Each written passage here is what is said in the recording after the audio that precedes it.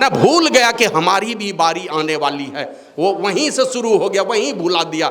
और हमारे गांव में तो एक आदमी है ना, वो जब राम नाम सतह करते हुए जाता है, उसमें देखिए चचरी बना करके जो उसमें कोई फल वगैरह टांग देता है, जलेबी टांग देता है, वे रास्ता भर वो सब नोच नोच करके खाते हुए चलता है। हमने देखा है उसको। माना किसी को भी अग्नि संस्कार करेगा तो उस आदमी को जरूर बुला लेगा, वो आगे बढ़ चढ़ करके अग्नि संस्कार में मदद भी करता है। लेकिन हमने देखा पूरा रास्ता वही सब मिठाई फल जलेबी जो टांगा हुआ रहता है वो सब खाते हुए जाएगा। सूरदास जी महाराज कहते हैं, अजहू मूढ़ करो सत्संगत संतन में कछु पहिए।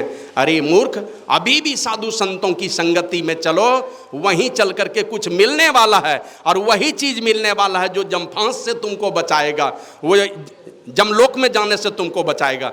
तो वही सूरदास जी महाराज कहते हैं, नर बपु धर जो जन नहीं गुरु के, जम के मार्ग जई हैं। मनुष्य का शरीर धर करके अगर गुरु के मार्ग में नहीं गया, संतों के मार्ग में नहीं गया, अर्थात उनके बताए रास्ते पर नहीं चला, तो जम के मार्ग जई हैं। एक दूसरा रास्ता बना हुआ है कि अब जम के मार्ग में ही जाएंगे। इसलिए सूरदास भगवंत भजन बिनु वृथा सो जन्म गमइये। व्यर्थ ही ये जीवन परमात्मा की भक्ति के बिना रह जाएगा। गुरु की जुक्ति को नहीं माना, गुरु के आदेश को नहीं माना, गुरु के जुक्ति को अपने जीवन में नहीं उतारा, तो आप जम के मार्ग में ही जाने वाले हैं। ये स्थिति आएगी। वही ब्रह्मा जी को ये सारी परेशानी देख करके, दैहिक दैविक भौतिक तापों में जलता हुआ लोगों को देख करके ब्रह्मा जी गए शंकर भगवान के पास, और शंकर भगवान को कहते हैं कि भगवान आपके आदेश पर हमने सृष्टि कर दी, लेकिन सारे जीव दुखी हैं, उनके मुक्ति का उपाय बताएं। तो शंकर भगवान एकदम स्पष्ट कर दिए, अगर इस प्रकार का भ्रम कोई पाल रखें कि पिंडदान से मुक्ति हो जाएगी, कर्मकांड से श्राद्ध कराने से मुक्ति हो जाएगी, तो उन देवता से जाकर के पूछिए कि ये कर्मकांड कभी मुक्ति दिला सकता है क्या? ये कर्मकांड की अंतिम गति मुक्ति है? नहीं, ये मुक्ति वो प्रेत जोनी में पहुंचाने के लिए है, पितरलोक में पहुंचाने के लिए है। जहां हमारे पूर्वज गए हैं वहीं आपको भी भेजने वाले हैं। तो मुक्ति कहां से होगी? का जब जीव ब्रह्मत्व को प्राप्त कर ले। बाबा साहिब स्वामी जी महाराज कहते हैं, जीव पर तीन पर्दा है छाया, उसको साधन से जो न हटाया, उसने पाया जो धन, देव दुर्लभ ये तन है गवाना। और जिसने अंतर के तम को हटाया, ज्योति टप सार धुन में समाया, उसका जीवन सफल, पाया नर्तन का फल मोक्ष पाना।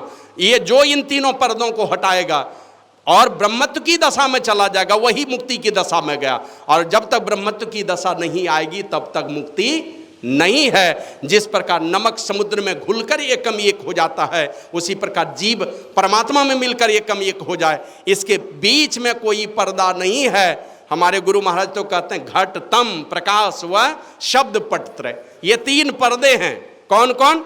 तम प्रकाश व शब्द पटत्रय, ये तीनों पर्दे हैं। पर्दे जीव पर हैं छा रहे, कर दृष्टि अरुध्वनि योग साधन ये हटाना चाहिए।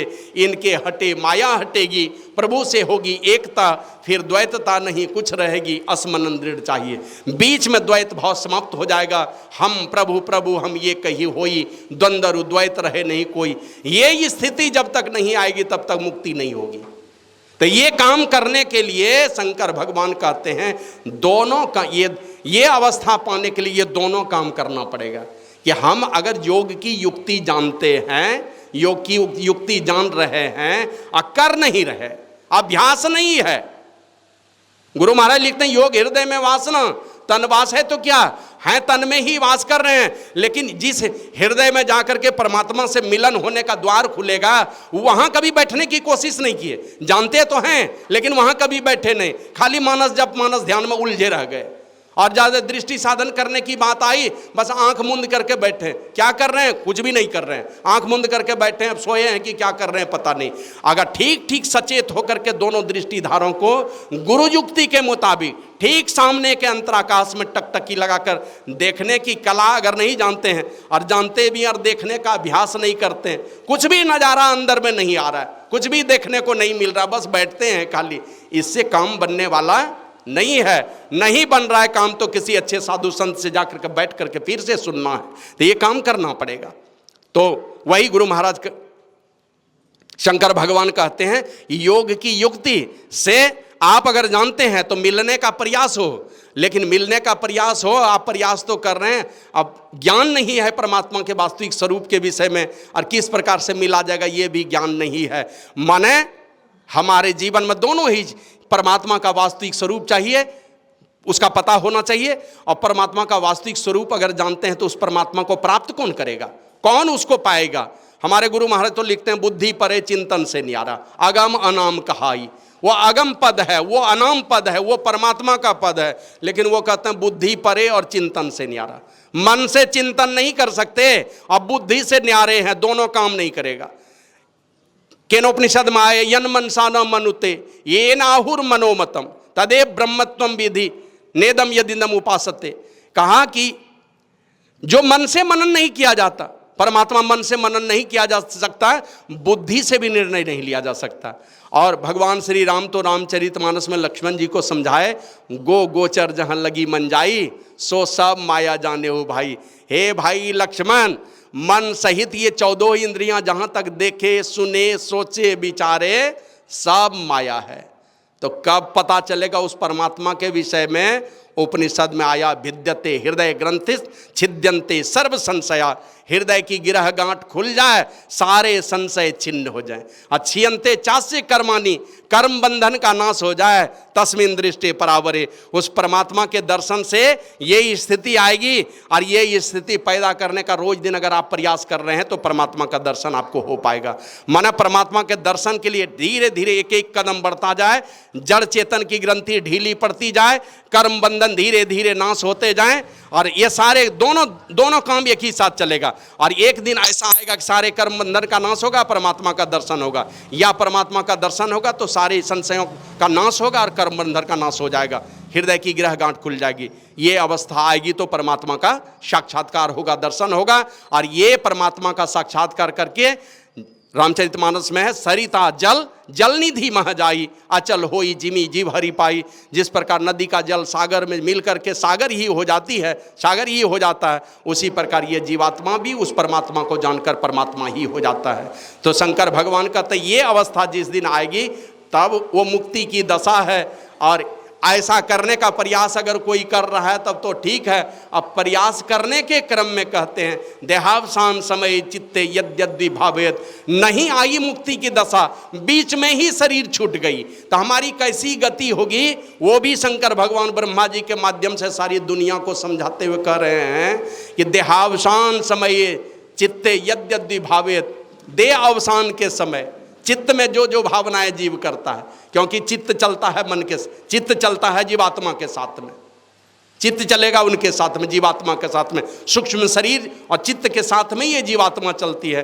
तो चित्त में जो जो भावनाएं जीव करता है मरने के समय में वही वह होता है। तो आप सोच लीजिए कौन सा चिंतन होने वाला है अंतिम समय में। एकाएक अगर शरीर छूटने की बारी आएगी, कौन सा चिंतन हमारे आपके अंदर में होने वाला है? बस वही जो आज से 20 साल पहले जो चिंतन चल रहा था वही सारा चिंतन चल रहा है अभी भी। थोड़ा भी कुछ भी वैराग्य नहीं जगा, अंदर में अनासक्ति का कोई भाव ही नहीं आया। जितनी आसक्ति आज से 30 साल पहले थी उससे ज़्यादा आसक्ति और आ गई।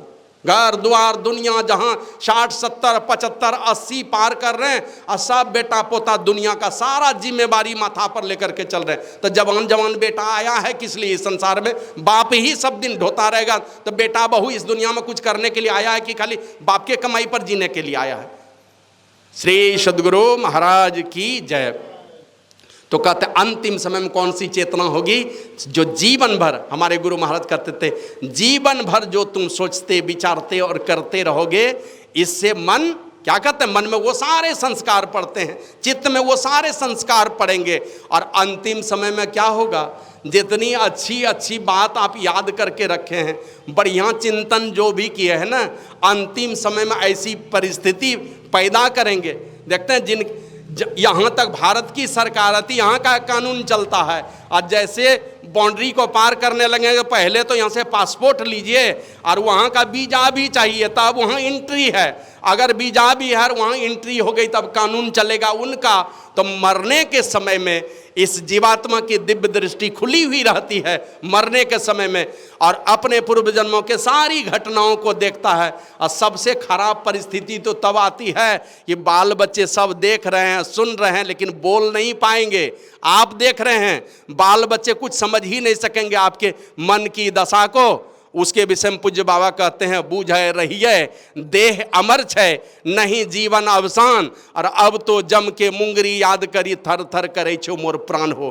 अंतिम समय में जम दिखलाता है मुंगरी और कहता जल्दी खाली कर, इस घर में तू इतना दिन तक पड़ा रह करके तुमने क्या किया, जल्दी खाली करो इस घर को। अब वहाँ चोट देने के लिए तैयार है मुंगरी लेकर के, वहाँ से उनका शासन चलेगा। और जबरदस्ती समय पूरा हुआ, समय पूरा होकर के आया ना गुरु महाराज की वाणी में, यह परदेसबा काल को भेसबा जोर आवे दुख पाही। यहाँ काल का साम्राज्य चलता है, समय आएगा एक सेकंड भी नहीं छोड़ने वाला हो, जबरदस्ती इस शरीर से निकालेगा। जिस द्वार से निकलना चाहेंगे वहीं नवो द्वार पर जम का पहरा रहेगा, जबरदस्ती पकड़ करके जम फांस में फंसाएगा, लेके चलेगा कहाँ, तो देखते हैं थाने में वहाँ हसामी को पकड़ता है, वहाँ से चालान कर दिया।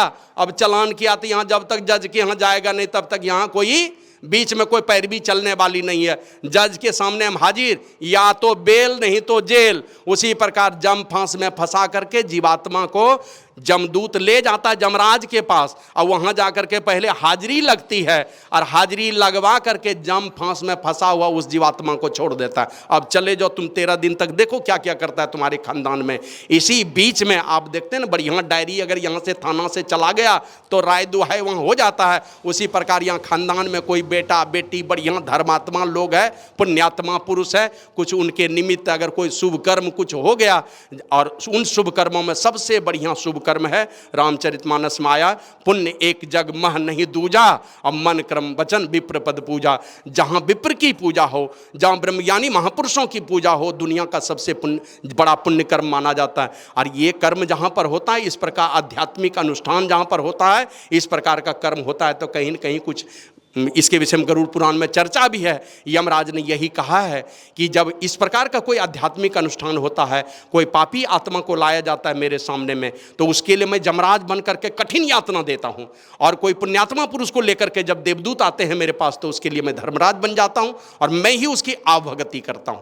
और उसमें तो ये भी लिखा है कि अगर कोई पुण्यात्मा पुरुष को ले जाता है और खानदान में इस प्रकार का कोई आध्यात्मिक आयोजन जब होता है, तो उसमें लिखा सप्तऋषि को बुला करके यमराज की उपस्थिति में खानदान में अगर एक आदमी के लिए भी कर रहे हैं, अपने बाप के नाम पर कर रहे हैं, भाई के नाम पर कर रहे हैं, मां के नाम पर कर रहे हैं, एक आदमी के नाम पर करेंगे इस प्रकार का आध्यात्मिक अनुष्ठान, तो लिखा है कि उनके सारे पूर्वजों को एक साथ जमराज के सामने में उपस्थित किया जाता है और सप्तऋषि के सामने में उनके सारे पूर्वजों को सम्मानित किया जाता है, आदर दिया जाता है उनको। और फिर उनके बाद जो है उनकी यातना नहीं दी जाती, यातना कम हो जाती है या तो नहीं दी जाती उनको यातना। तो इस प्रकार की चर्चा है शास्त्रों में। तो ऐसा कोई आध्यात्मिक अनुष्ठान, वही कहते हैं अंतिम समय में जो जैसा जैसा चिंतन होगा, तो सारा जीवन अगर बढ़िया बढ़िया चिंतन किए हैं, तो जमदूत डरा करके परमात्मा का ये बनाया हुआ माया का जो विशाल ये क्या कहते हैं दलदल है, इस दलदली में भी वो जमदूत आकर के ऐसा भय दिखलाएंगे आपको ना,